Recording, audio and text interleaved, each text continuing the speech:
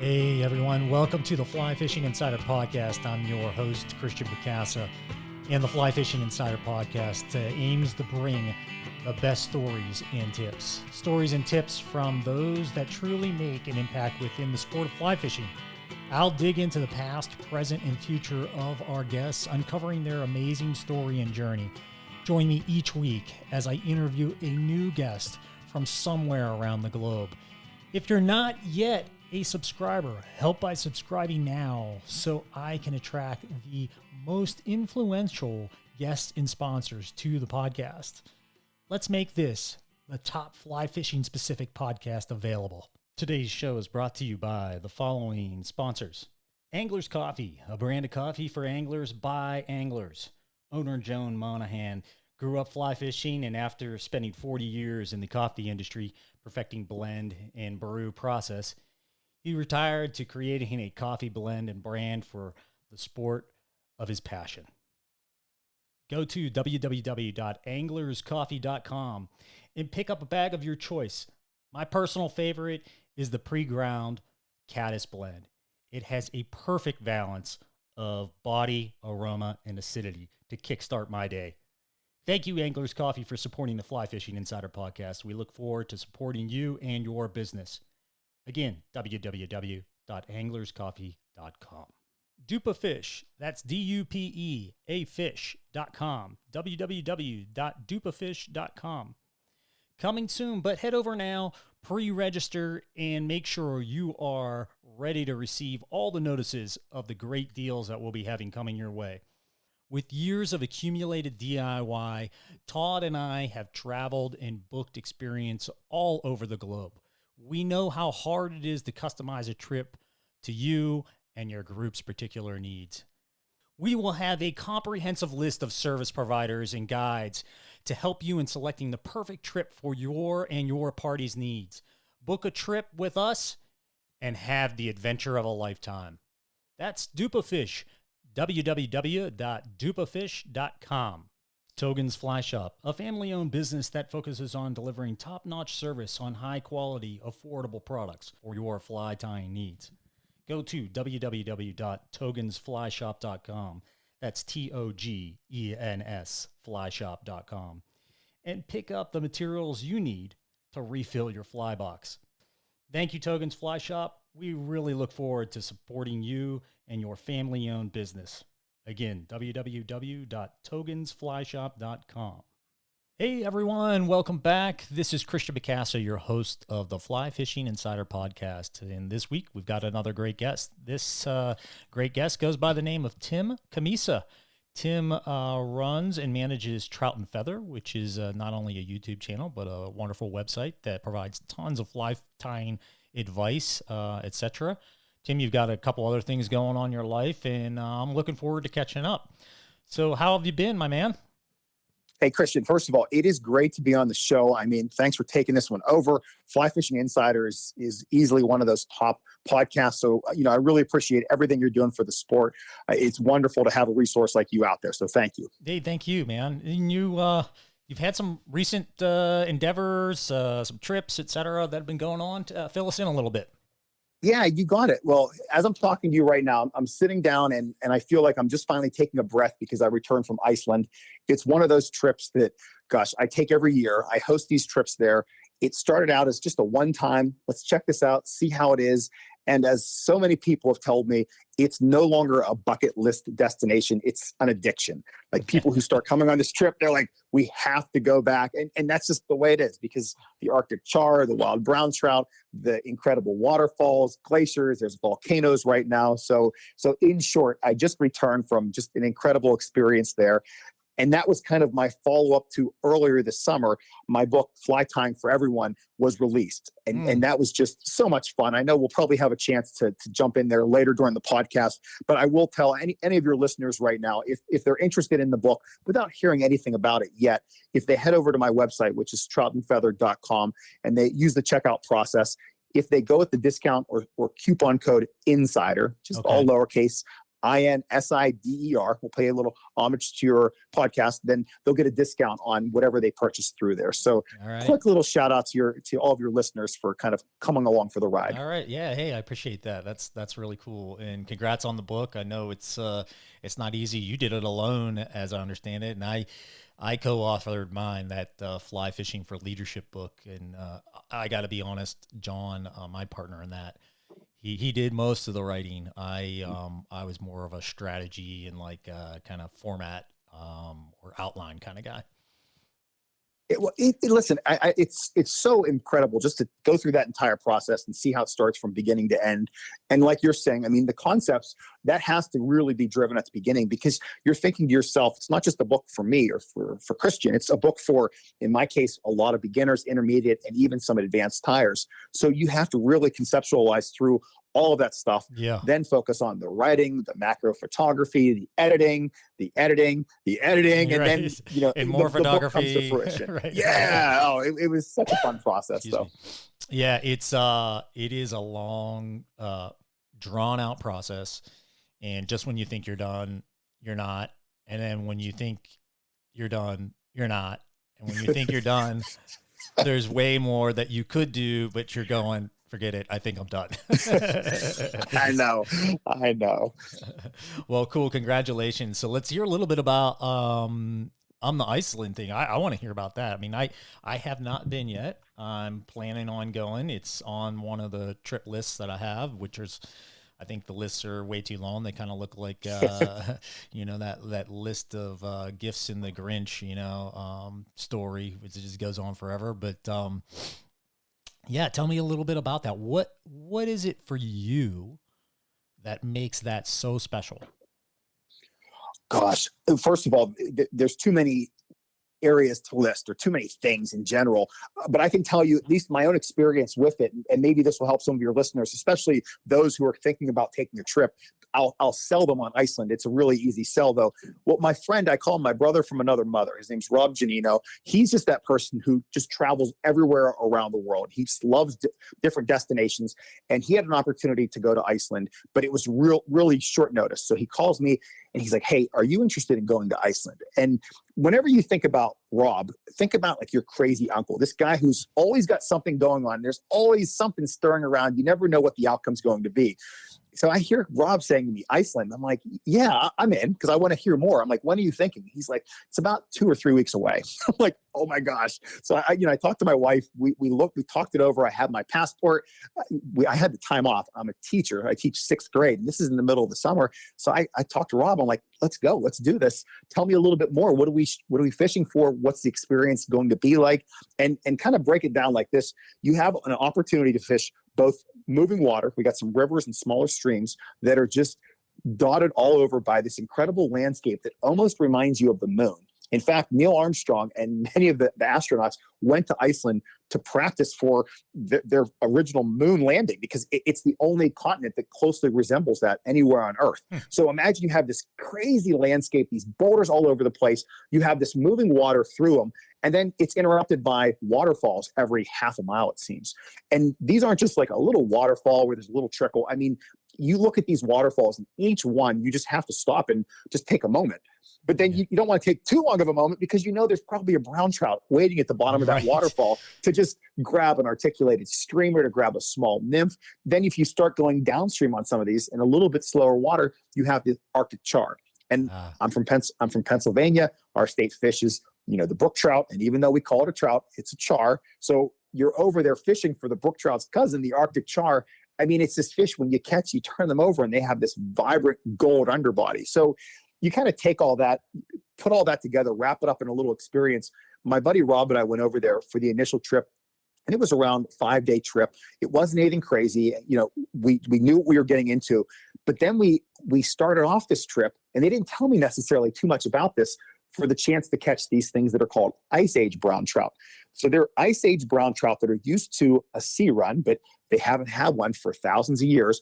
They got trapped in a lake, the largest lake in Iceland, and they grow to these crazy proportions for a variety of reasons. Wow. Basically, they don't spawn every year. So because of that, they can just keep eating. So you have a chance to catch a 30-pound brown trout in one cast on a dry fly. And that's to me, that was the absolute, like, that was it. I'm like, yes. We didn't fish the large lake the first time because of weather. We fished the smaller lake. I won't get into too many details about it, except that I caught a fish that was around 9 pounds.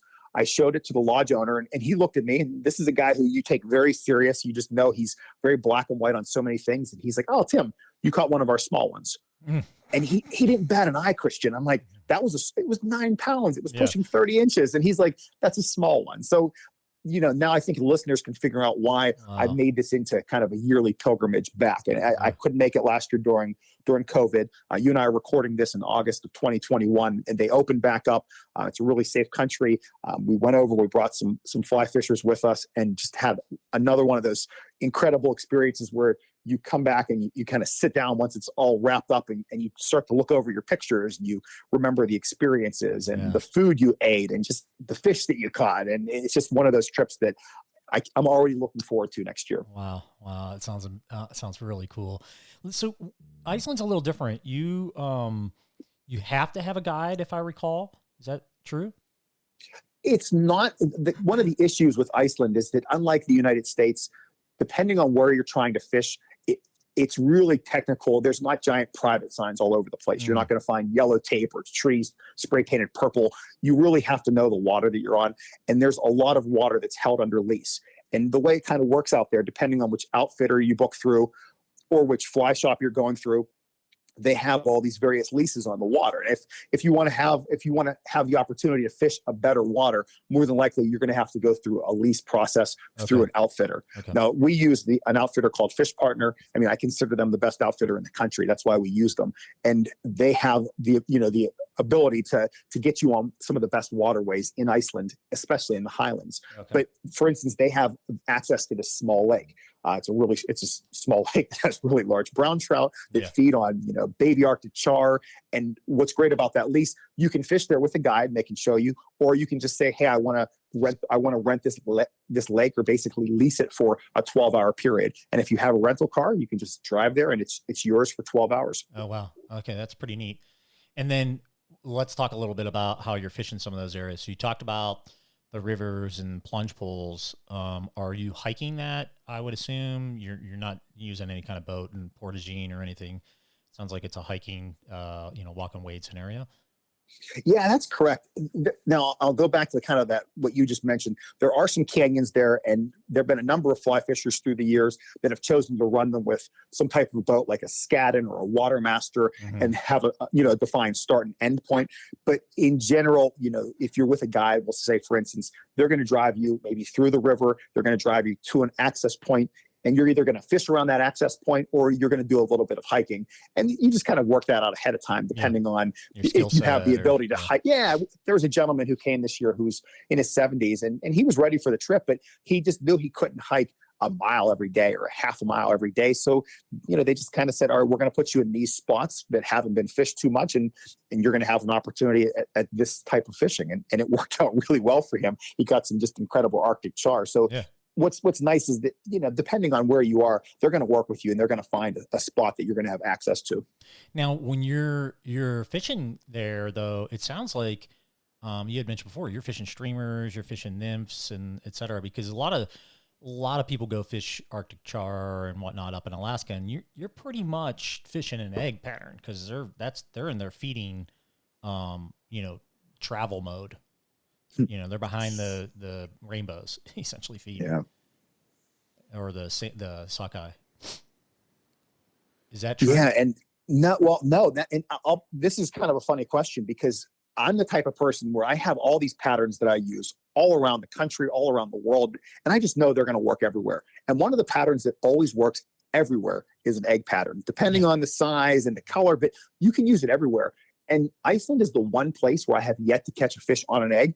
And I've tried a few times, and I've been very surprised that I haven't been able to. So with the Arctic char, I treat them just like I treat any other fish. This last, fly fishing journey we had over to Iceland, we were able to catch them on dry flies. I caught them on emergers. We caught them Euro nymphing. So for your listeners who are like, "I loved Euro nymph," it's like, imagine, landing a 23-inch Arctic char on a 10-foot through weight. I mean, on 5.5X. I mean, I did it. It was like That was really awesome. Like, all my friends were yelling at me from the cliff, making fun of me because it took me an extra minute to land it. But it was just, you have the opportunity to do that. This year, it was interesting because the streamer bite wasn't on as much as it had been during our previous trip. So we had to kind of vary it with the Arctic char versus the brown trout. They were, a little bit more willing to chase and grab. Okay. All right. Very cool. And then you get out on these lakes, and the lakes are you fishing from a boat? Are you shore fishing? Let's tell us a little bit about that. Yeah, let's talk about these lakes a little bit.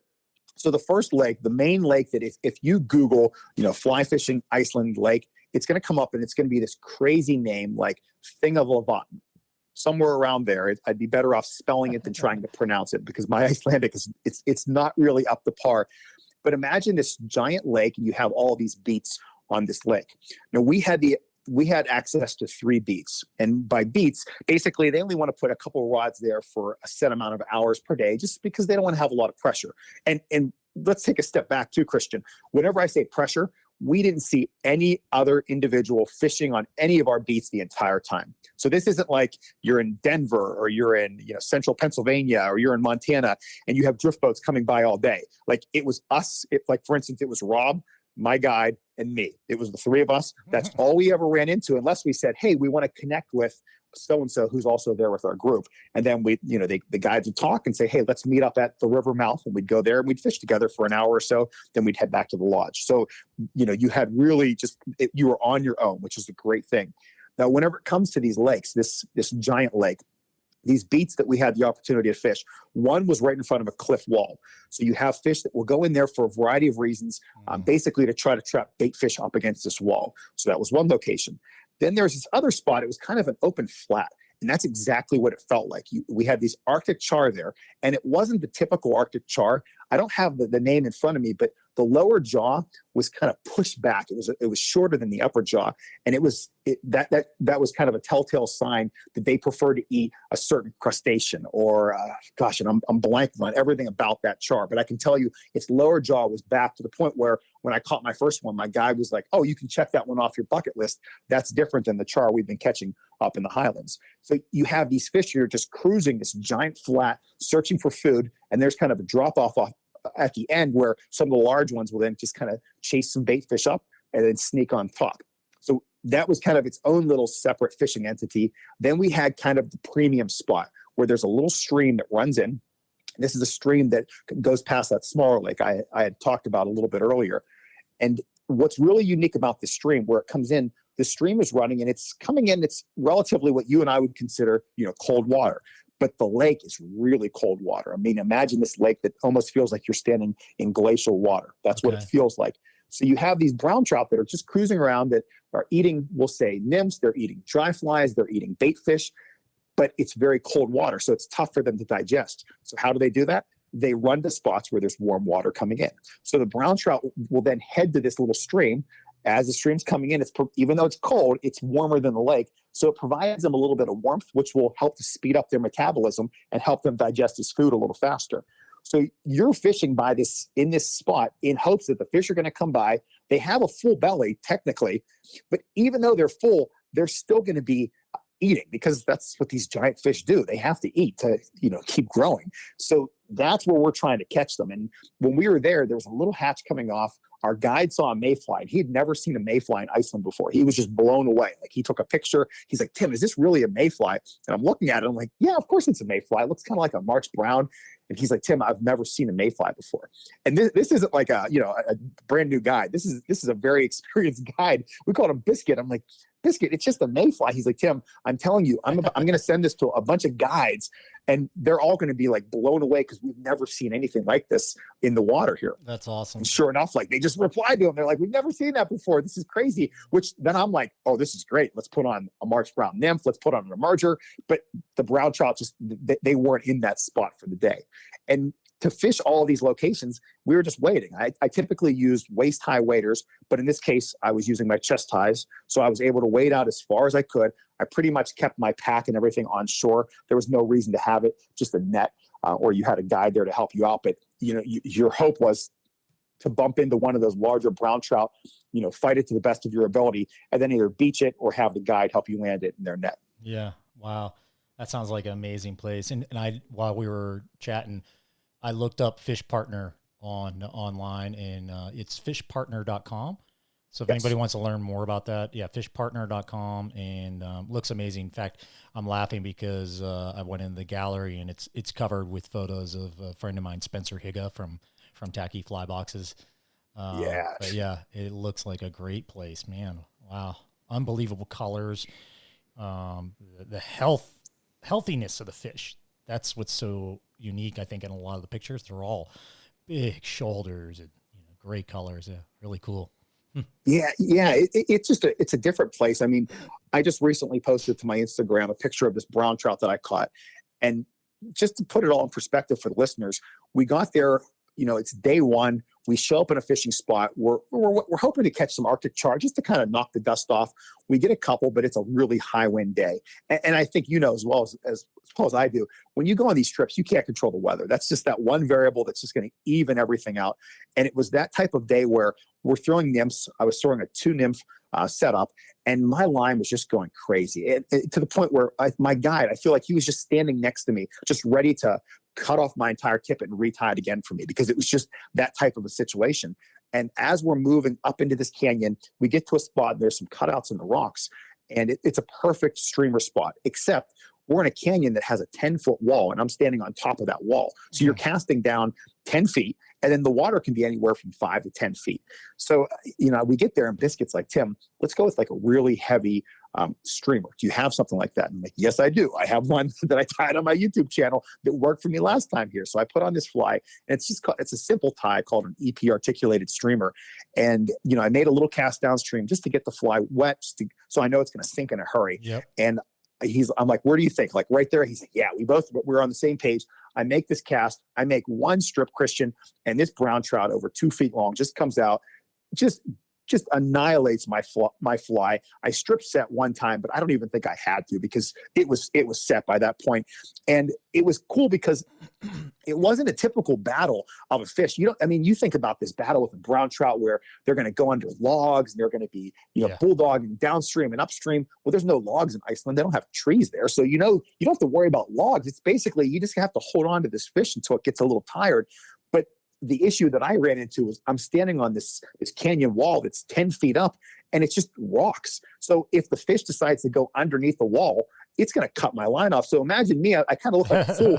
I'm leaning over this canyon wall, so my rod tip is out to the center, because it's a very narrow canyon. I mean, you can't jump across it, but we're talking 20 feet wide, if that. I'm leaning over, so my rod tip is, away from the wall. This fish is trying to run underneath the wall. My buddy Rob is behind me. He's holding onto my pack because for dear life. I mean, you can imagine. He's like, "Don't take a step. Don't take a step." Ride, 20-foot wide. You're halfway across with your rod at 10 feet. Absolutely, no, absolutely. And he's holding on to me because he thinks, he's like, if this fish goes under that wall, he's afraid I'm going to jump in the water to chase it. He's like, you're not going to make it. Your wife's going to be really upset that I didn't try to stop you. So, you have all this stuff going on.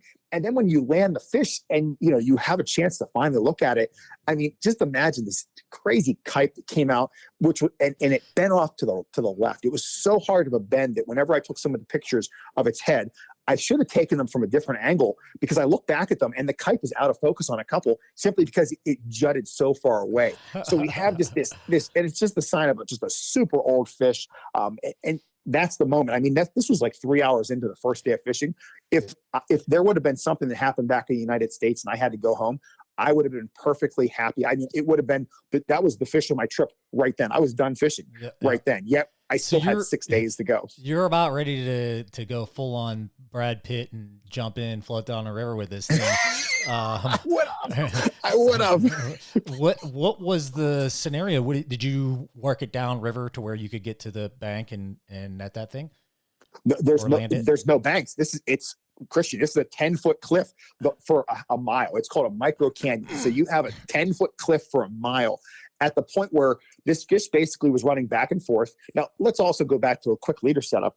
I'm throwing 0x. It's either 0 or 1x fluorocarbon. So you have a pretty stout leader that you don't have to worry so much about the leader being broken off by the fish. So I can kind of hold it in place, my reel and my rod setup everything was really fine tuned. I was throwing a 9'6" weight and a pretty nice heavy duty fly reel. So knowing that I had that kind of, that brought me that peace of mind, assuming I wasn't going to fall off the canyon wall.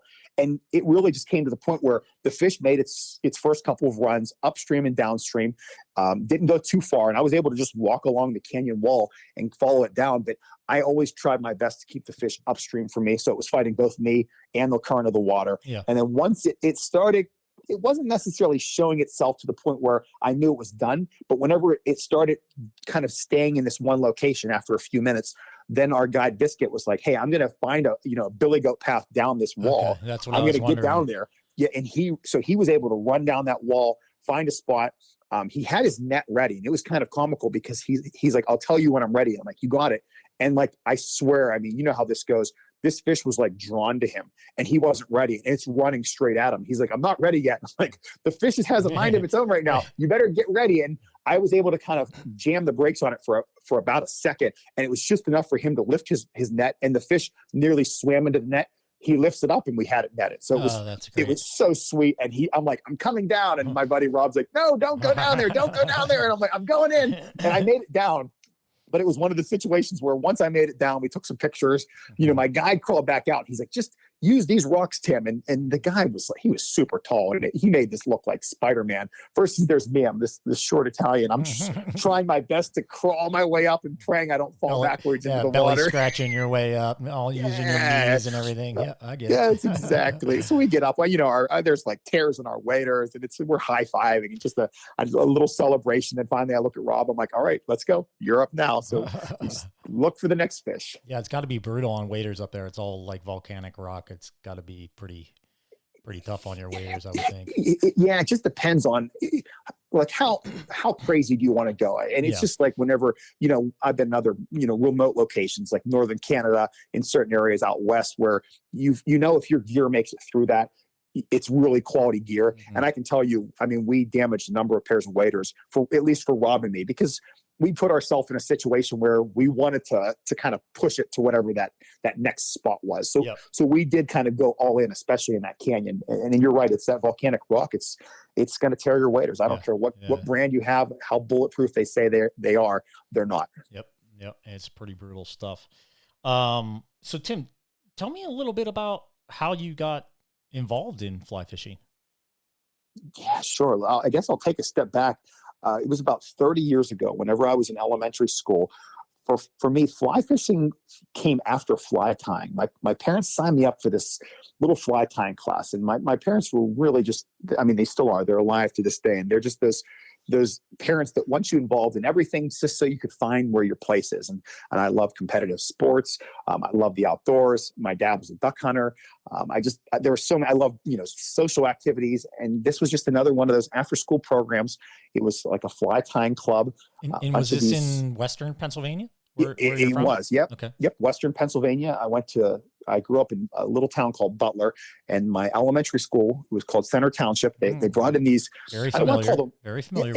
Yeah. I know you went to college at Slippery Rock. You were just north of me while I was in this class. They brought in these, I don't want to say older gentlemen, but they were very experienced gentlemen they showed up with these like crazy concoctions, this glue that just had the smell to it. They had all these materials that were like, you could just smell the mothballs as they walked into the room. And, they're setting up these vices that just look like, torture devices or something. It's like, what's going on here? And, they put the hooks in them, and it was really nice because it was kind of a one-on-one style of instruction. They sat us down. They talked about the notion of what the fly should look like, but they weren't harping on that. Instead, they just basically gave us hooks. And I still have the original flies I tied in that class. But what I remember from the class was when they gave us deer hair, they showed us how to spin it. I just remember spinning that deer hair, just it clumping up everywhere like a giant pom-pom, taking a scissors or razor blades and just cutting it. There was just deer hair. Yeah. All through that classroom. Just like a kid wants to do. It was awesome. It was like, this is cool. It's and like they're like, we're going to make this look like, they're like, let's make this look like a mouse or something. And so we tied these mouse patterns 30 years ago that I didn't know what they were used for, Christian. And I think that's probably the one thing I have to drive home is that I liked fishing, but I wasn't into fishing that much. Right. It was just, I did it with my dad. You catch some bluegill, a bass, go trout fishing. It just wasn't, it didn't resonate with me. How old Then were I got you? into fly tying. Like 10, 15? Yeah, you got it. I was 10 years old when I took this class. So what an impressionable age, right? Absolutely. Especially Western Pennsylvania. I'm from Western Pennsylvania, from Pittsburgh. So you know that, but our listeners maybe didn't know that. But when you're 10 years old, you're pretty much in Western Pennsylvania. You're thinking about two things. One, fishing. Well, three things. Well, fishing, the Pittsburgh Steelers, and probably the top of all of them is passing your hunting test at age 13. Got to pass your hunting test, and you got to get 100% because your older brother or cousin or somebody else did. And if you don't do that, you're not deemed worthy per se. That's right. Deer camp. So your listeners know, like a holiday in Pennsylvania, at least it traditionally has been. It's changing slightly, but the first day of deer season, the first day of deer hunting season, that's like schools are off that day. When I tell people they're like laughing. It's like, no, I'm a teacher. Like we have that the Monday after Thanksgiving traditionally has always been off. Now they have changed it. So the first day of deer season in Pennsylvania is now the Saturday after Thanksgiving. But I can tell you many people are so opposed to that. Monday is the day they go out. Yeah. And many schools still have that listed as a holiday on their calendar. Because people don't show up. No. Period. Mm-hmm. We're going hunting. And dad said we're going, and you know what? His dad said, and his dad said the same thing. So not even the state can battle that. No. Well, that's cool. So you're 10 years old. You have this, vivid memory, and I love it. All the smells and whatnot. Yeah, 10 years old. You gotta remember all of that. And so you go through this kind of clinic, and then where does it go from there? Well, it was unique because, you imagine these gentlemen. These are guys with big white beards. Almost like Santa Claus. A lot of them had pipes, or they smoked something of a sort. That's just it seemed like that was the mentality anyway for a lot of those. And then I found out my great uncle John, who was he was a major influence in my life up to that point anyway. But I found out. Let's take a break. This is going to be good. I think I want to hear about Uncle John, but let's hear from our sponsors real quick. We'll come right back. We're going to hear the story about Uncle John. Sound good, Tim? That sounds perfect, Christian. Thanks. All right. Angler's Coffee. We love fueling your next cast. We've been roasting coffee before coffee was cool. www.anglerscoffee.com. Dupafish. Coming soon. Pre-register now and get notified. www.dupafish, that's D-U-P-E, fish.com. And Togen's Fly Shop, a family-owned business for all your fly tying needs. That's Togen's Fly Shop. TOGENS, flyshop.com. All right, everybody, welcome back to the Fly Fishing Insider. This is your host, Christian Bacasa. We've got, again, Tim Cammisa on the line from Trout and Feather. And if you're enjoying the podcast, please subscribe, share it with your friends, send it out at a text or email, and let's get as many subscribers as we can, support these sponsors and our great guests, keep getting some amazing guests on here. Tim, before we took a break, you were telling us some good stories. You told us about your trip to Iceland. You obviously went into some of your book that you've recently released, Fly Tying for Everyone. Provided us again with that discount code, which is Insider at the checkout point. And then we talked about your journey into fly fishing. You started out as a young kid, went to a fly tying class, and you were just getting ready to dive into a story that it sounds is going to be pretty good. And was it Uncle John? Is that what it was? Yeah, you got it. Yeah, you're right on, Christian. Thanks. So I guess the story, to set this up, my Uncle John is one of these characters that he's quick to tell a story. He's just that happy, positive person that's just always there when you need him, and kind of, I don't want to say the shoulder to lean on in a sense, but he's that person. He's always smiling. He's just a great person to be around. But I knew him as a person, right? I'm Catholic. I was involved with some church activities with him, but I hadn't known him from this outdoorsman aspect. So imagine this, I'm this 10-year-old boy. I'm in this fly tying class, and my Uncle John shows up, and I'm like, what are you doing here? And he's like, Tim, I'm into fly tying. I'm into fly fishing. He'd worked for the Fish Commission part-time, and he lived pretty close to me, but for some reason I must have missed that aspect of his life. So, you know, he sees me in this class. He's like, hey, come over to my house. I'll show you my tying room, which was like the holy mecca. I mean, just imagine, like, you walk into this room with just containers and bins and vices and flies galore. So, you know, he starts kind of mentoring me and, you know, really showing me the ins and outs of fly tying. But more importantly, he's the one who's really solidifying the notion of, we tie these flies to catch fish. That's what we're going to do with these.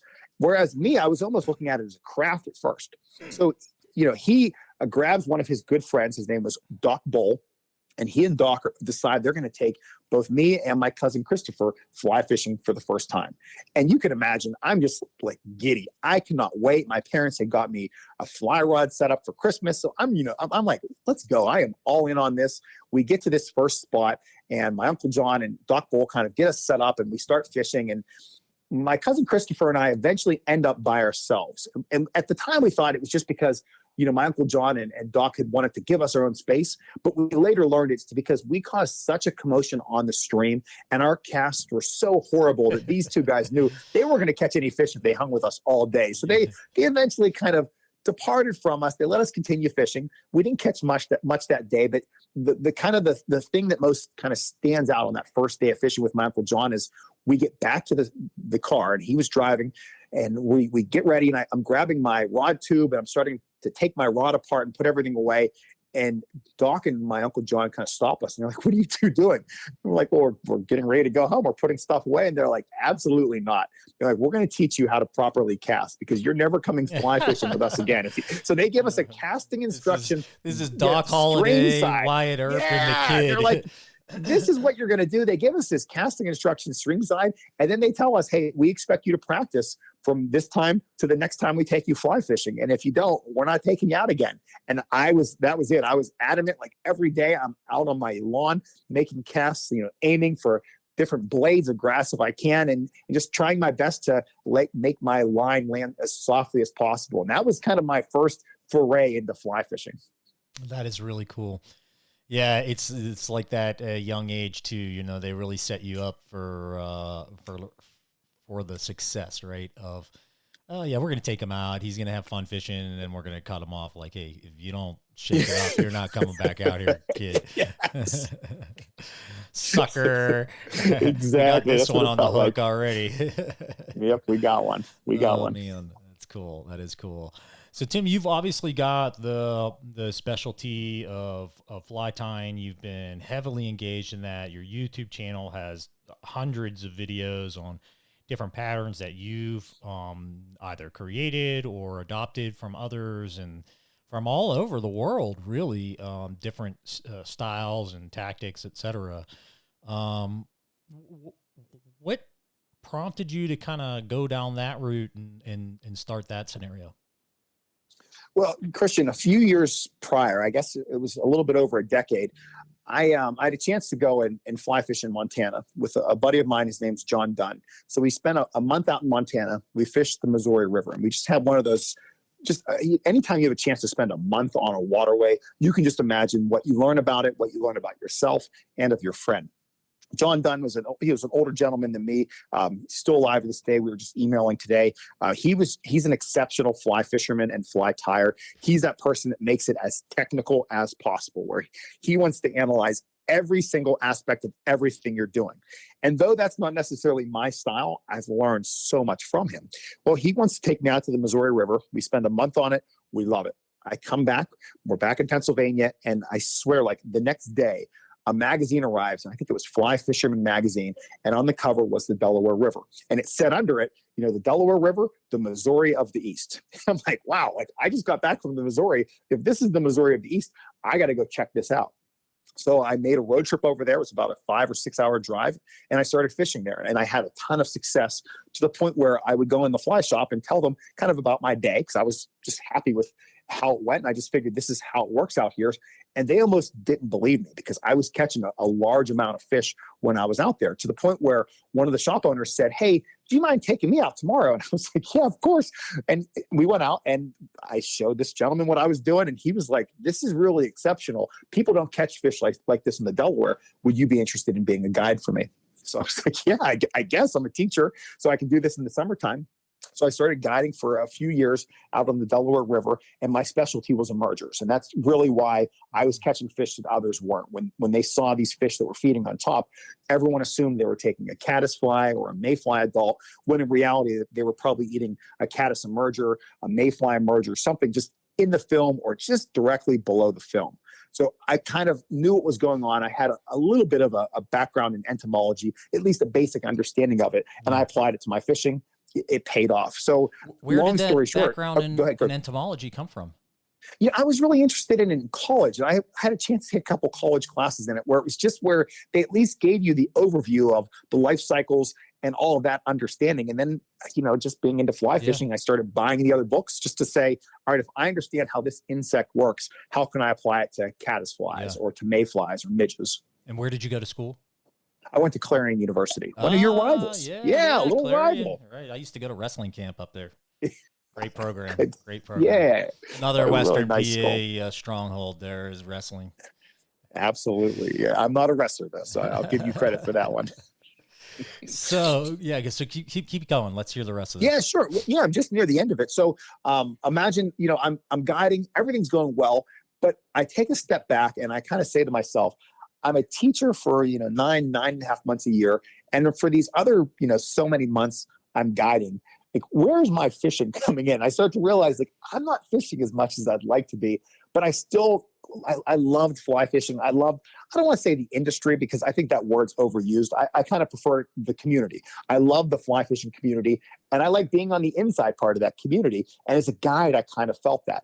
So I thought, how else can I be a part of this? And it was right at the time where I feel like YouTube was starting to catch its own. So I thought, let's see how this works. I'm going to post a YouTube video and just see what happens with it. And at that time, I had a decision to make. I thought, do I want to post videos about fishing, or do I want to post them about education, like, math or reading, something that related to my job? Yeah. And I chose fishing. So that was just the one. Great choice. It was in terms of, in terms of my passion. I probably would have made more money if I would have done education, but I chose fishing, and I just let the video run for a while, Christian, to the point where after like a month or a couple weeks, I get a notification like, you have 100 views. I was like, oh, wow, 100 people saw this. I'm like, well, maybe I'll make another one. And kind of the background was, there was a friend of mine who wanted to learn how to tie that fly. So I had made one video specifically for that person to tie. He watched it 100 times. Or so I thought. And then you can get the gist of it. It just started to skyrocket and got to the point where, I have subscribers. It was like, wow, there's 50 people, and then there's 100. And I'll be honest, every time I hit a landmark, or whatever you want to call a landmark, it's like, I honestly am like, I can't believe this. Like, when I hit 100,000 views, I was like, oh my gosh. And I hit 1 million views. I'm like, I couldn't believe that, to the point where, when Jay Nichols, the publisher of my book, reached out to me and was like, hey, do you know anyone who's interested in writing a fly tying book? I'm like, is he asking me, or does he really want to know if I know anybody? Like, it's still, I'm telling you, each one of these like little markers at my point, it's really still tough to kind of believe each time. That is cool. Well, congratulations on both of your channels. Grown significantly over the years. I've seen that. And of course the book, a great accomplishment as well. And, just to share with you, a lot of my listeners know my backstory, and it, where 10 years ago I was diagnosed with Hodgkin's disease, and I'm 8 years cancer free, but I'll tell you, there were a lot of very long nights for me. I was on a drug that would prevent me from sleeping. So I would sleep on average about 8 hours a week. And I picked up fly fishing not so long ago. It was during this path. Grew up fly fishing or fishing in Western Pennsylvania, but was never a fly fisherman. And I went on a trip, came back, and was like, wow, this is replacing all these things I lost when I got sick, which was a lot of like endurance, athleticism. And I started tying flies, and I watched the Trout and Feather channel, Fly Fish Food channel, and there was a guy by the name of Johnny Utah. And yeah, lots of lonely nights, my man. And you really took my mind off of things. So I wholeheartedly appreciate what you've done and what you've contributed to the fishing industry. And I'm sure a lot of other people have learned from your stories and your techniques as well. So thanks, Tim. Oh, you're welcome, Christian. Listen, it's an absolute honor whenever to hear that story. And so your listeners know, Christian previously told me that story. And it's one of those where, man, I'm blown away to even know that I was able to help you out during that time. And all I know is I hope you and I are able to connect and go fishing in the future. Yeah, for sure. I'll be likely out in the State College area here soon again. That's a great fishing area. And then, of course, there's always Utah. You can come out here out west. We'll meet up somewhere. Or maybe in Iceland. Maybe in Iceland. I don't know. Or all three. Let's go. Let's do it. All right. So you kicked off your channel. Why don't we dive into one of your specialties? What subject area would you like to cover today? Gosh, let's go into the notion of fly tying, and let's get into Euro nymphs, because I think that's something that really can be misunderstood, especially, and we can jump into the area. We can also take it if you want to go into setting up Euro nymphing as well. But I think just let's dive into fly tying with Euro nymphs, because I think there are so many areas we can kind of take off on, if that's okay. Yeah, I think that sounds good. Let's do this. Let's talk about the nymphs and the fly tying side of it, and then we'll wrap up with your rod and rigging and technique. Sound good? That sounds perfect. All right. All right. Well, let's get started with the notion of European nymphs, why we use them, why they're effective, and how we can kind of break them down and really understand them. Whenever I first kind of saw European nymphs, I think it was a Perdigon. And I remember looking at that fly and imagine this, it almost looks like it's just a hook with some thread wrapped on it, maybe a hot spot like a high-vis orange or a pink. You have a bead on the front of it, and that's really it. There's not much to it. And it looks to the point where it's almost basic. And I thought to myself, I'm seeing all these flies on social media. People are fishing with these Perdigons and these real slender-bodied, nymphs. Why? And I couldn't figure it out, and they just look so easy to tie. Then I sat down, I tied a couple, and I realized they're not really simple to tie. You have to be very intentional in everything that you're doing with these European nymphs. And that's kind of the one thing I want to get across to the listeners. It's those words. You have to be intentional. Whenever I break down, we'll just say, let's do a Perdigon. We'll start with that. The majority of these patterns that we're tying are going to be tied very slender. And that's because they're being fished in places that have water that's rushing really fast. We're talking riffles. We're talking maybe the head of a plunge pool, somewhere where that fly has to get down in a hurry. And if you have anything extra on that, we'll say dubbing on your thorax. We'll say legs, CDC hackle, a lot of tail fibers, everything extra, all those little things that you can sprinkle on that we say, oh, this will catch fish. They will, but they'll also slow down the sink rate of your fly. Yeah. So imagine you're fishing in a really fast spot. You have to get that fly down in an absolute hurry. And that's kind of the selling point of these European nymphs. They're not for use in every situation, in every spot. I mean, if I'm fishing a slow-moving pool, I don't want to put on a Perdigon. The fish are going to laugh at me. I mean, it's going to be dragging across the bottom. It might snag depending on what's down there. And it's not going to look very realistic because they have way more time to kind of look over it and identify it and say, is this something that looks like what I've been eating recently? Versus when you're fishing a riffle or some water that's moving fast in a current, fish have just a split second to make a decision. Should I eat or should I not? Yeah, so then it just has to be in the zone, right? Exactly. So let's not fool ourselves. At the end of the day, fish are not very smart. They have such a small brain. We give them a lot of credit, but when you're fishing that fast-moving water, the key is you got to put it in their zone. Yeah, reactionary response, right? I mean, absolutely. Yeah, they're going to be very opportunistic there. So whenever I think about when you say intentional, so when you say intentional about tying, like what are some of the intentional things that you're doing to set up and think about? Is it like counting? I mean, I count wraps, for example. I'm a wrap counter. Okay, 3 wraps of thread here. No more than 3. It's like I don't know why I got into that mode, but that makes it really simple for me. I know exactly at the tail, 2 wraps. Okay, wrap up the body, 1 layer, wrap back half. Okay, do this, blah blah blah. 2 wraps at the head, and I'm done.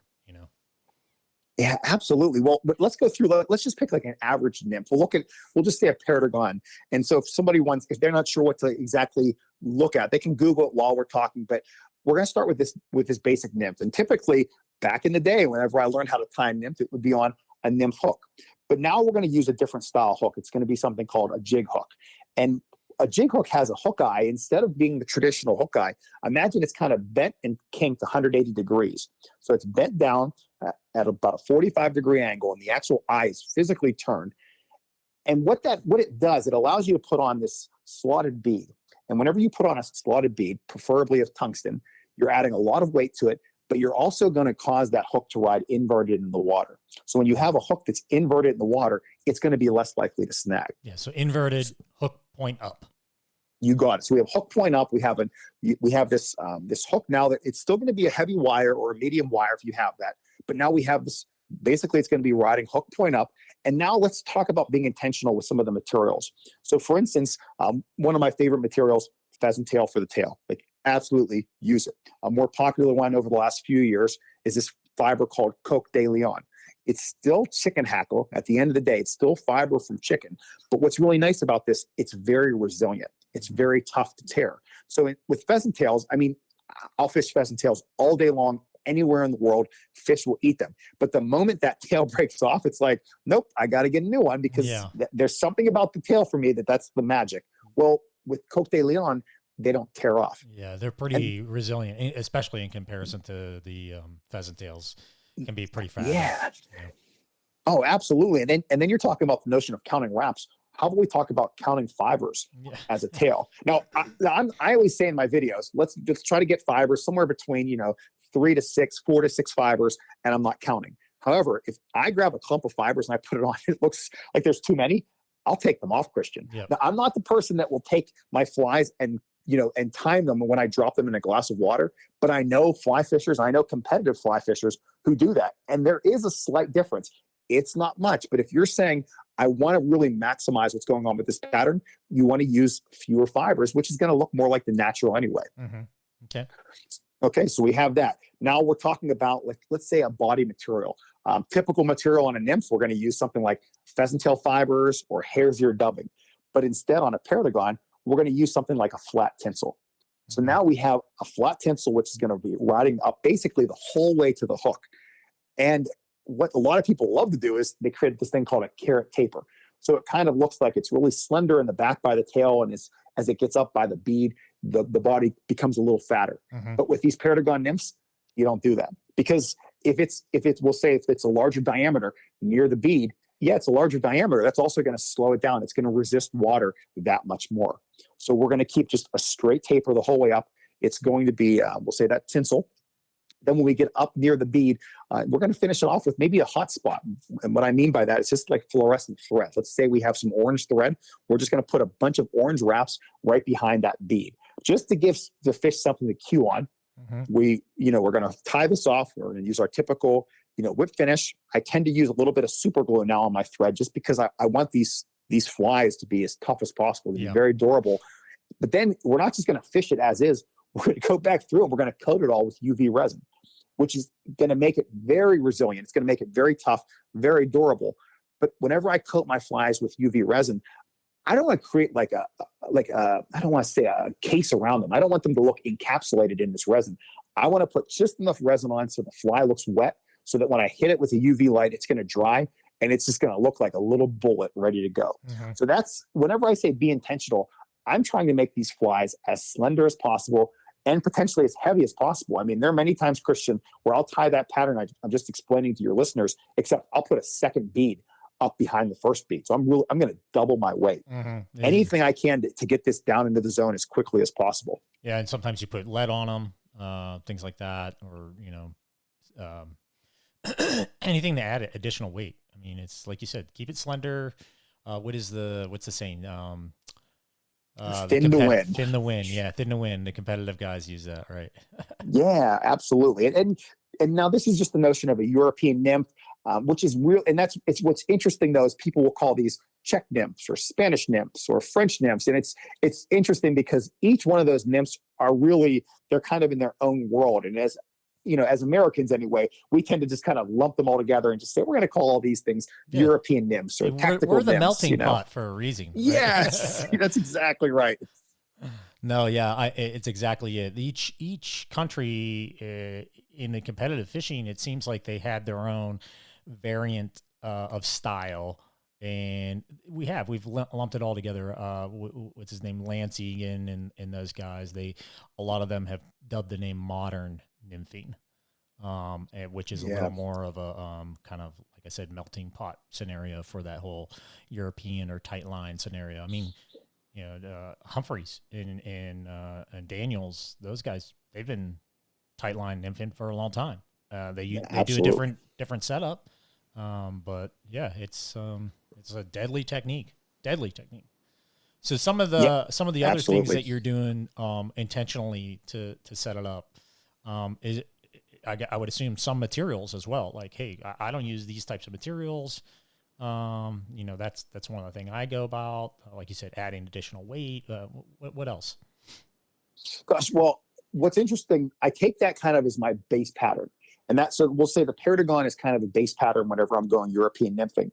And I kind of then branch out from that point based on my water type. So if I'm going to be fishing really fast water, it's going to be something like that, something like a modified, Pat's rubber legs, again, really slender, gets down to a hurry, lots of weight.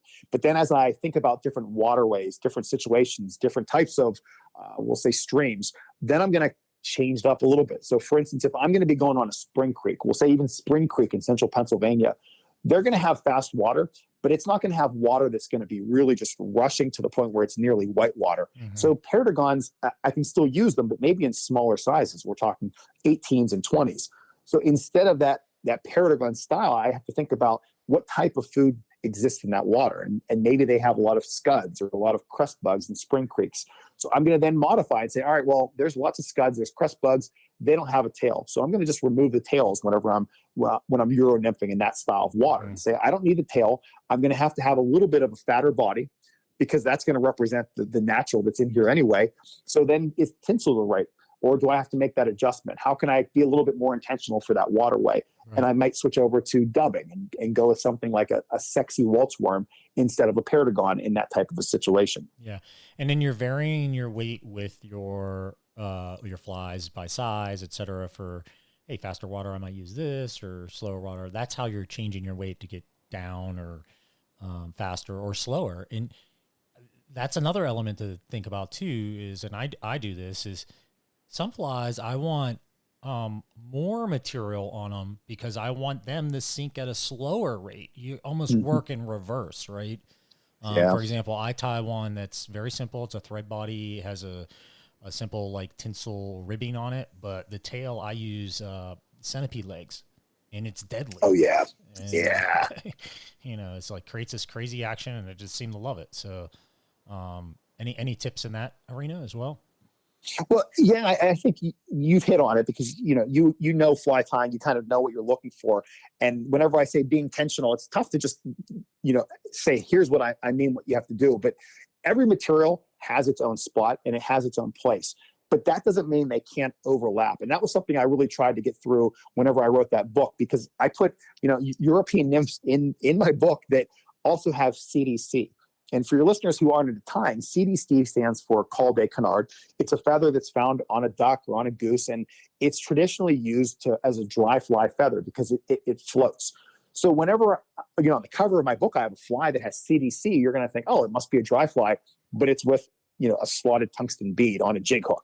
So that means it's going to dive down in a hurry. So it's like, well, why did you put CDC? Why did you waste this feather on that fly? And it's really simple. It's because CDC, when it's in the water, it has such incredible movement that it's just going to kind of dance around. It's going to look like it's alive. It's going to look like it's a living nymph when it's down there. It's going to look like it's nymph legs. But the other thing that's great about it, if you put a little bit of, like, we'll say frog's fanny or floating on CDC while it's underwater, it's going to get this encapsulated look, and it's just going to be covered in bubbles.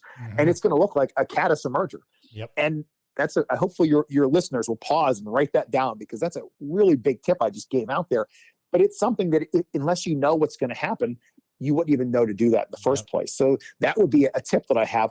find materials that you typically put on a different type of fly and think to yourself, how could I put foam on a streamer? Because you can, and it's going to act a certain way, especially when you're fishing on a sinking line. And it's just those little things that sometimes you have to be a little creative and think outside the box and say to yourself, if every fly I see on Instagram has this one material, I'm going to take it off and I'm going to put another material because I want mine to be just a little bit different than theirs. Let me think how this will react with the water in the situation where I'm fishing. Yeah. How is that dynamically going to change the way that this fly interacts in movement, etc.?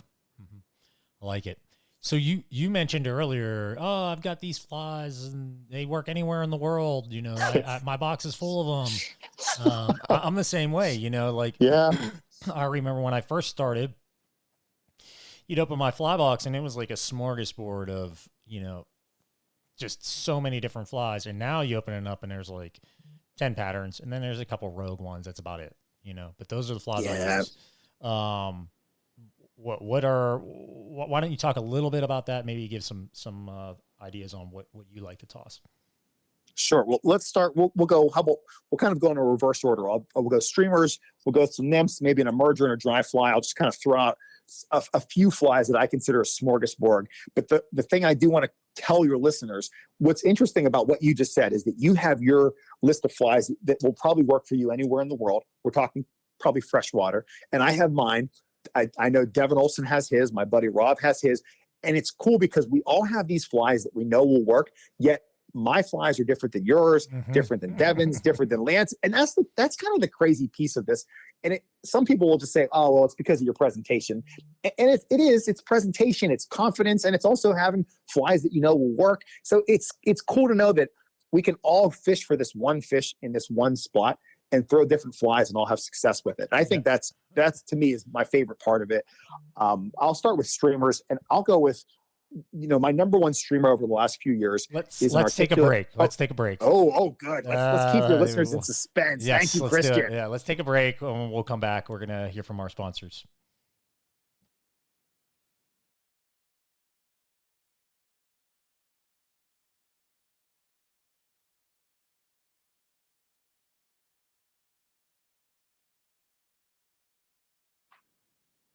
All right. Are you good? You got any questions or? No, all's good with me. We're rolling. Okay. Nope. Thanks for interrupting me. I appreciate it. No, it's perfect. It's hard because I'm looking at my clock. We're an hour and 22 minutes in it, but I think we spoke for like 30 minutes at the front end. Okay. So. Yeah. You just tell me when you want to wrap it up or how fast you want me to be. I can go from there. We'll walk through this. We probably got another 10, 15 minutes is fine. And then I have a call at 10 o'clock. So that's the only thing I got to get off for. Okay, we're going to take a break and then we'll start up.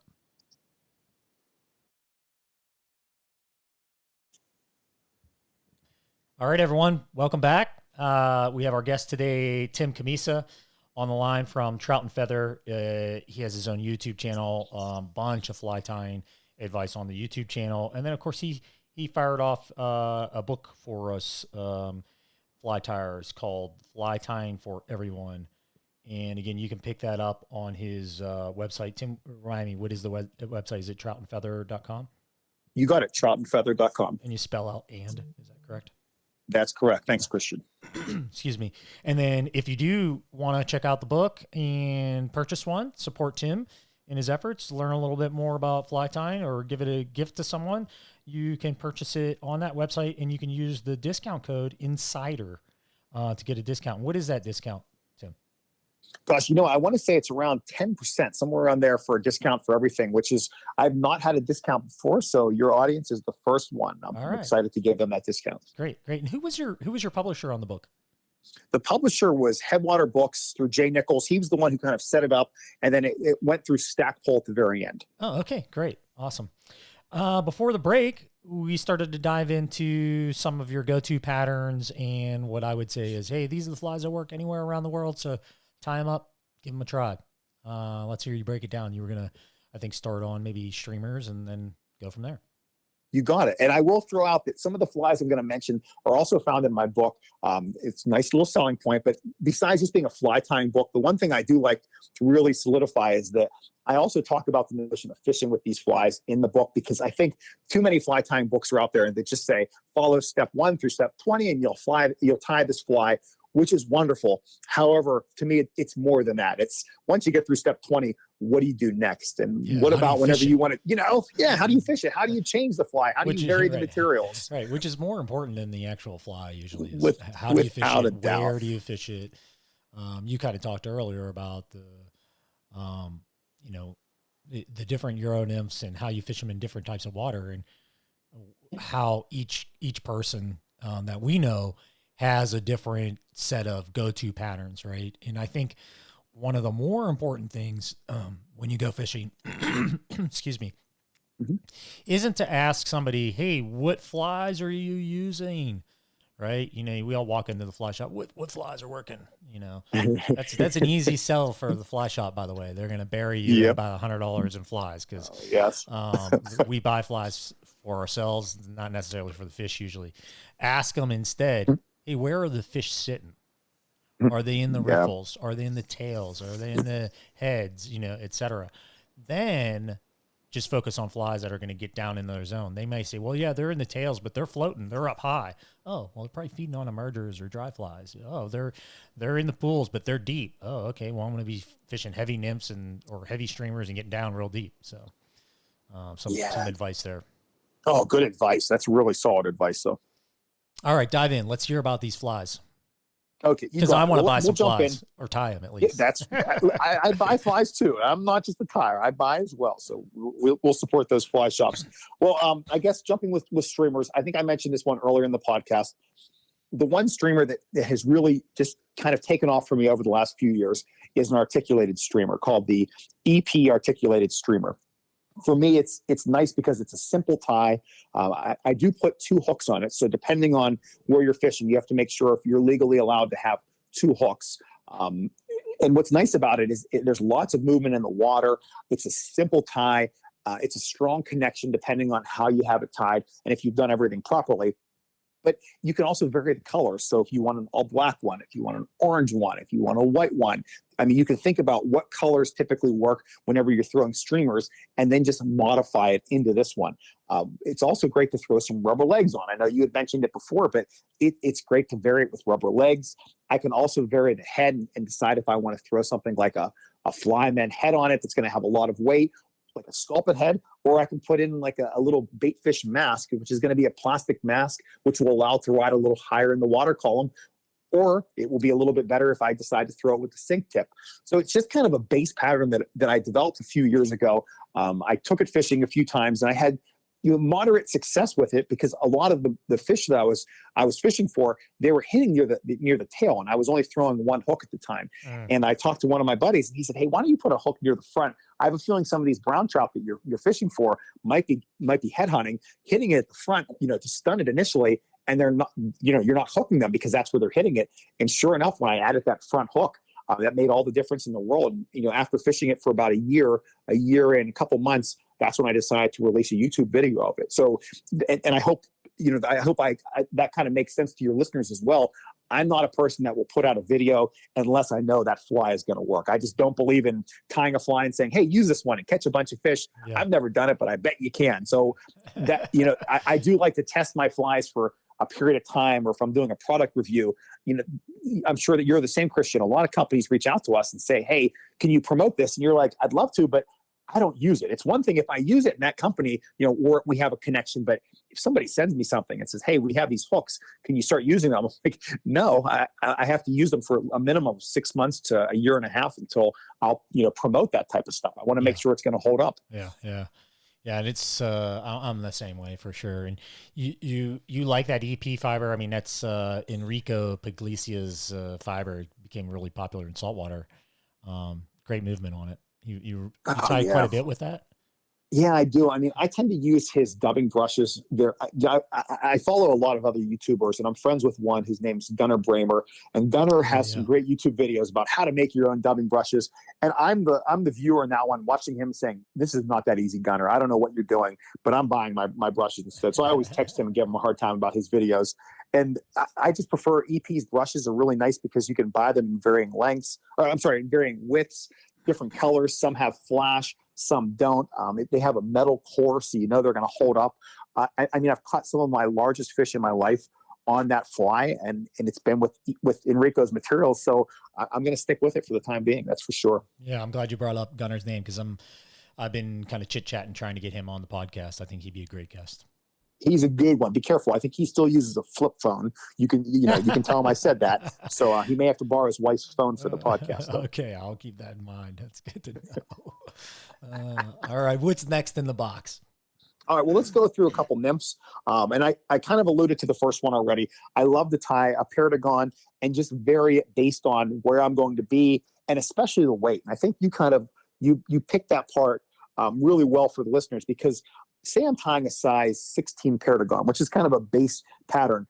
I'm probably going to throw something like a 3 millimeter, a 2.8 millimeter slotted tungsten bead on it, which is going to get it down at a certain level.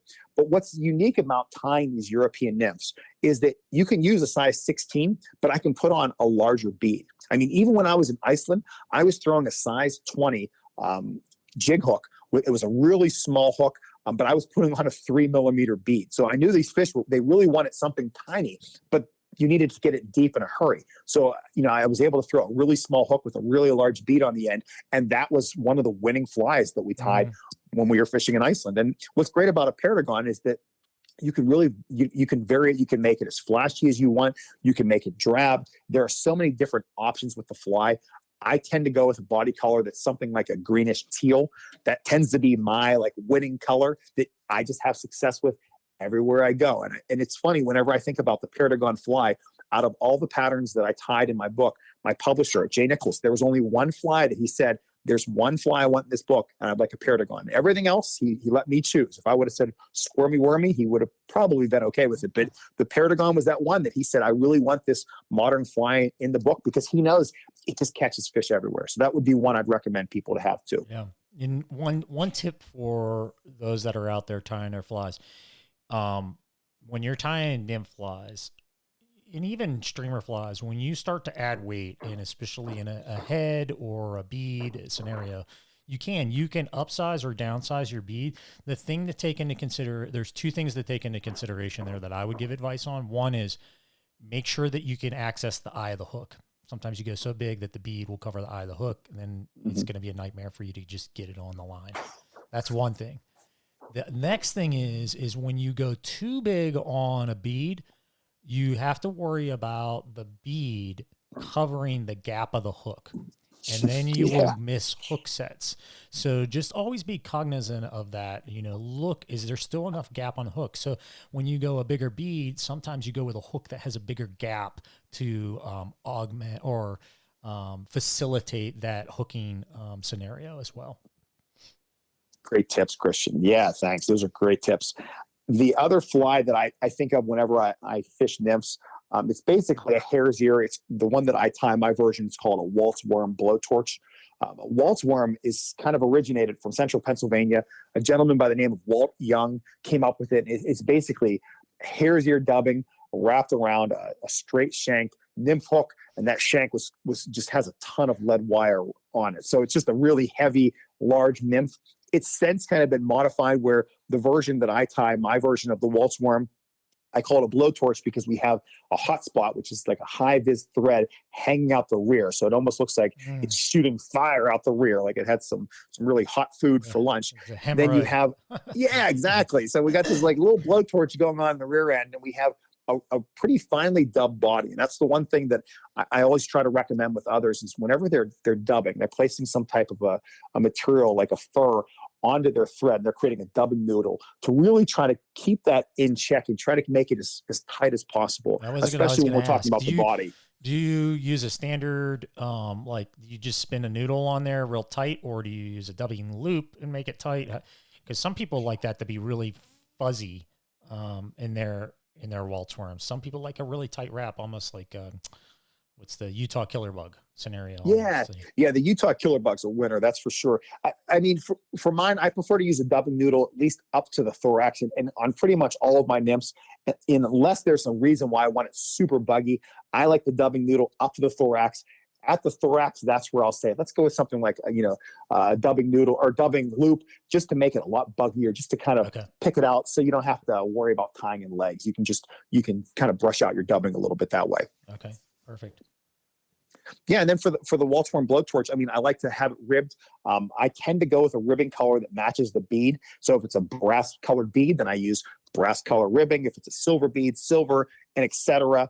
There are times where I'll rib it instead with like a monofilament, or I'll counter rib with a monofilament, just to give it an added layer of protection. Because that Perdigon, I mean, we talked about that's being coated with UV resin.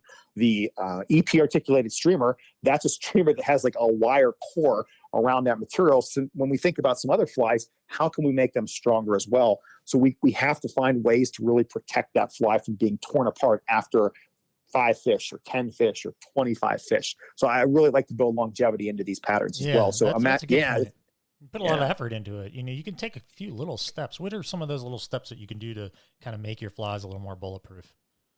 Well, depending on the pattern, I mean, there are certain patterns, even like a mop fly, where it's okay to put a little bit of super glue on the shank of the hook before you set a material on it. Yep. So I use a lot more super glue than I ever thought I would. I mean, if I would have thought, like, I'm going to write a book on fly tying and it's going to feature super glue prominently, I would have been embarrassed 30 years ago to think that. But today, like that's it's commonplace. It's just, I mean, you want your fly. I don't want to be changing flies in the middle of, when I'm really catching fish. I want to make sure that fly is going to hold up. So super glue has a prominent role. I think it varies too. There's like different viscosities that do different things. I mean, it really is.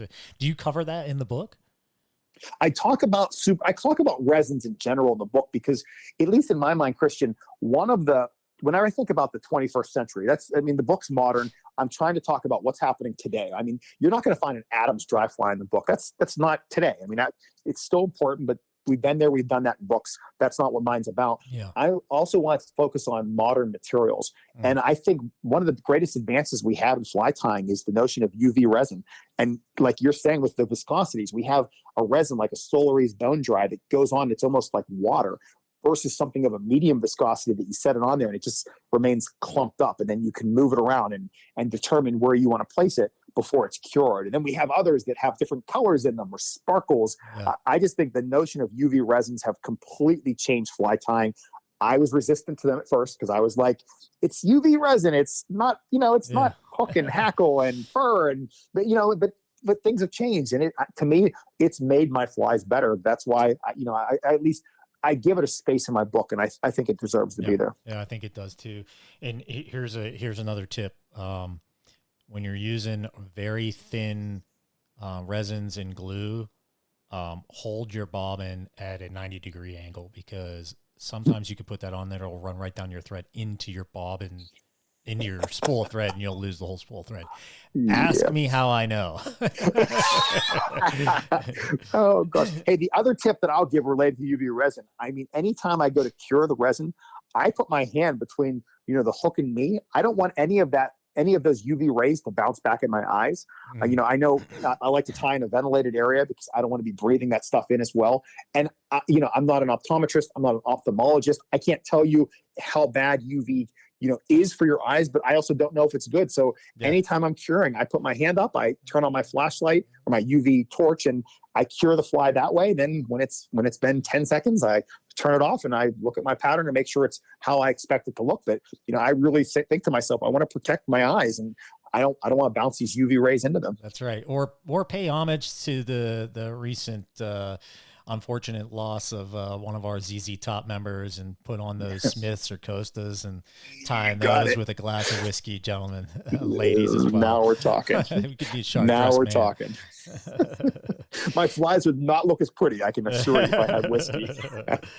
So you talked through a couple. You got streamers, you got 2 nymphs there. How about an emerger and a dry fly? Well, how about let's do an emerger and dry fly that we could kind of throw together. Okay. My favorite one is an X caddis. There's no doubt about it. If there's one fly I'm going to throw in a dry fly situation, if you blindfold me and say there's a fish that might be taking an emerger or a dry fly, it's close to the surface, that's my fly. There's something that's just killer about that fly. Imagine an elk hair caddis, take away the hackle, and now for the tail, we're going to add a little tail. Even though caddis flies don't have tails, we're going to add something like some antron or some Zelon fibers, relatively short, we'll say a brown color. And what they're going to represent is the trailing shuck of that fly. So depending on, it doesn't matter if we're talking mayflies or caddis flies, when they emerge, they're going to have a shuck. And sometimes that shuck is still attached to them. And they can either eat their way out of the shuck or kind of shimmy their way out of the shuck. But when they're on the surface and you see a fish eat a fly and you're like, oh, I just saw it eat that mayfly. It may be in that mayfly, but what you can't see is whether or not that shuck's attached. So if you're throwing your mayfly imitation, you're throwing your parachute Adams, and that fish ignores it, and you're like, well, I got to change my fly. I'm going to go a smaller fly. The fish ignores it. You're like, I'm going to go a smaller tippet. The fish ignores it. And you do all these changes.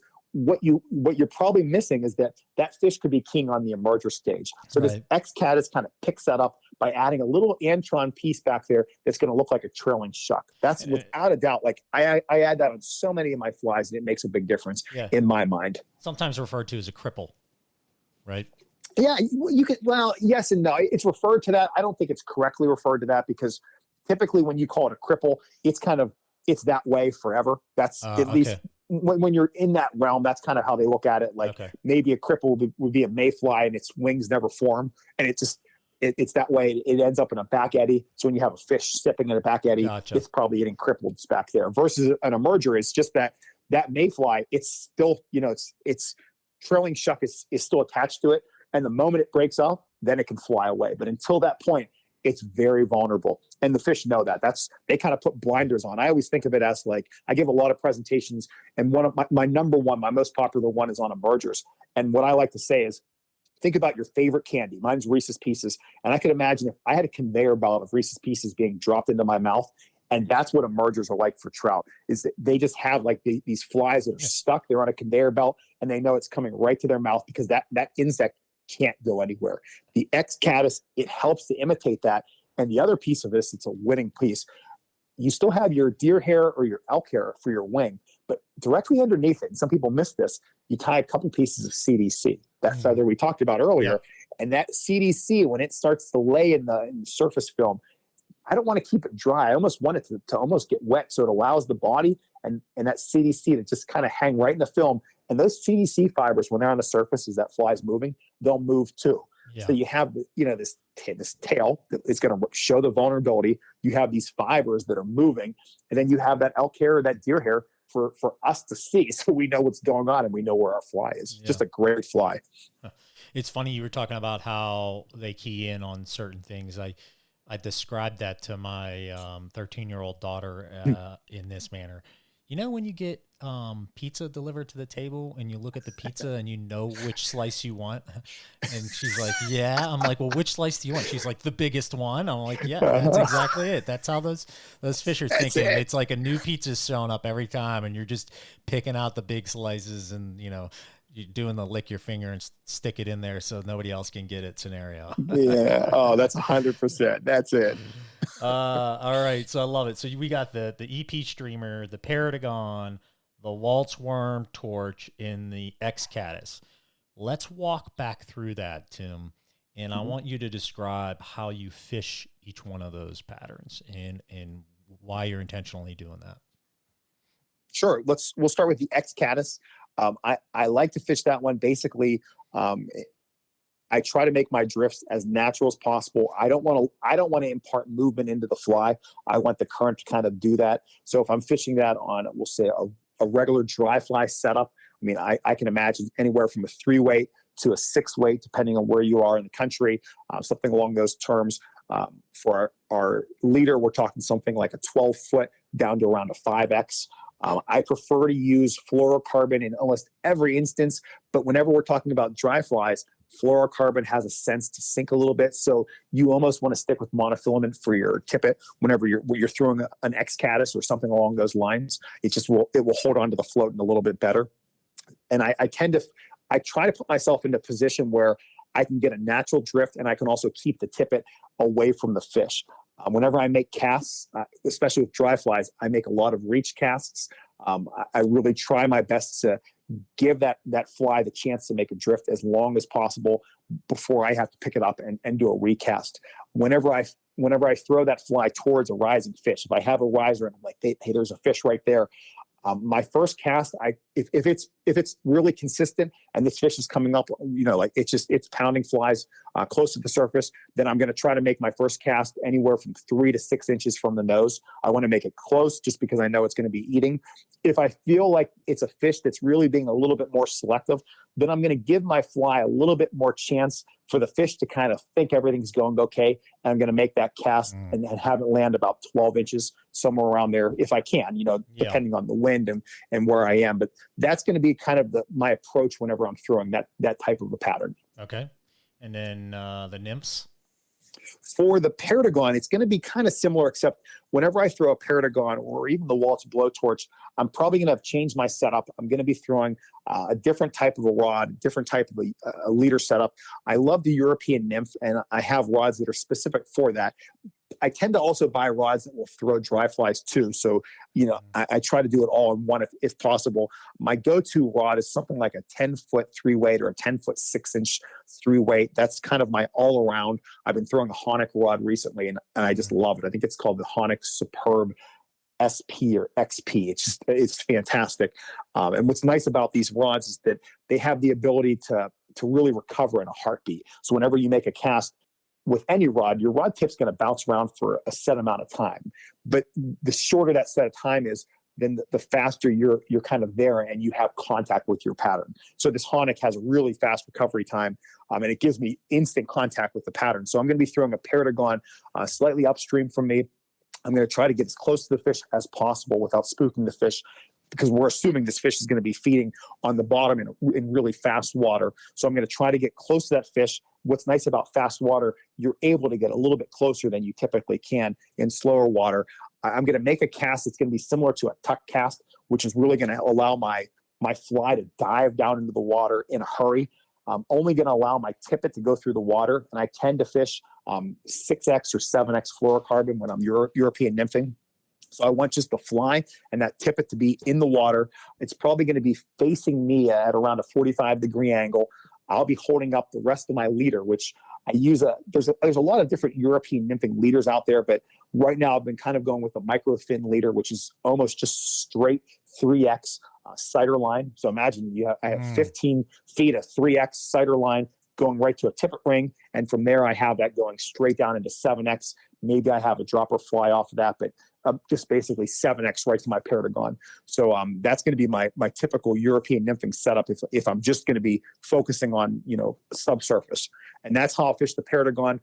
I don't want to impart a lot of movement to it, where it's going to be just dead drifting close to the bottom, versus that blowtorch fly where it's going to be a similar cast where I want to get it to the bottom, but at times I'm okay with slowly stripping that fly back to me, or even jigging my rod tip. Because that blowtorch, it can also look like a caddis emerger where it's trying to take off a little bit. And I'm definitely more prone to allowing the blowtorch to kind of swing around and do something that we call a Lysen rig lift at the end, where if you can imagine that your fly line is directly downstream from you, I'll slowly lift my rod tip just up in the air, just about 6 inches, just to give the fish the impression that fly is trying to emerge through the water column. Then I'll drop it again. And sometimes you'll get a hit at the very end of your line. So that's something I tend to do more so with the blowtorch than the Paratagon, simply because that style of fly is a little bit more prone to emerging. Okay, great. And then let's just quickly wrap up with the EP streamer.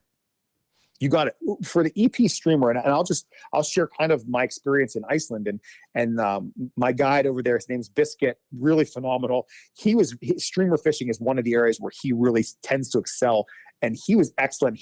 I thought his advice was just really spot on, because I'm sure like you, Christian, we show up in these new places and I'm like, I know what I'm doing, and I feel like I do, and I bet you do too. But it's always great to say, like, Biscuit, what would you do here? And he was like, well, here's what I'm doing. And he was just phenomenal. He basically kind of matched some of my thinking, where my first couple casts with a streamer, I try to throw it as far across the water as I can and hit the shore. And I mean, basically, I wanted to land in water inches from the other bank if possible. I'm going to cast not straight across, but slightly upstream, nearly hit the shore, count to like 1 or 2. So that flies almost across from me, and then start stripping back in. The strips, whenever I'm stripping in, I can vary the speed of those. Maybe I'm doing a figure 8 strip with my hand. Maybe I'm just doing slow little strips. But the key is that I'm always keeping my left hand, that's the hand that I'm stripping with, really close to the line. And I never let that hand drop below. Because when a fish strikes, I want to do something called a strip set, where I'm going to try my best not to raise my rod yet. I really want to just start pulling the line aggressively whenever the fish hit. So that's how I tend to, that'll be my first kind of cast, will be straight across. Then maybe I'll start to angle. I'll make some casts downstream, let the fly swing a little bit so I'm covering some water. And my last couple casts, maybe directly upstream. So whenever I'm fishing moving water with this EP streamer, that's how I tend to do it. I like to fish this as a really heavy fly. So the moment it hits the water, I don't count to, I won't get to 1,002. Because if I do, it's probably going to snag. So once it hits, I'm just going to let it sink for a second and then start my stripping and then just figure out what the fish like that day in terms of the speed. All right. Well, gosh, man, it was really good to talk to you today, Tim. I appreciate you getting on the call. Again, if you guys want to get a hold of Tim, troutandfeather.com is the website. Pick up a copy of his book. What's your Instagram handle, Tim? Same thing. Trout and Feather. Trout and Feather. Yep. Okay. All right. Well, Tim, thanks again. It was awesome really getting you on this call today and hearing your stories and all the great advice on tying and how to fish those patterns, et cetera. And I'm looking forward to getting out on the water with you, man. Hey, Christian, trust me, the honor's all mine. And I hope your listeners know, if they don't follow you on Instagram and everywhere else, everybody follow Christian. I mean, it's just amazing to see all the fishing that you're also doing. And I know you are an absolute expert in all this area. So I hope you interview yourself every once in a while because the listeners deserve it, man. I appreciate that. Thanks so much, Tim. And we'll get you on here again. Sound good? All right. Sounds great, man. Thank you. Thank you.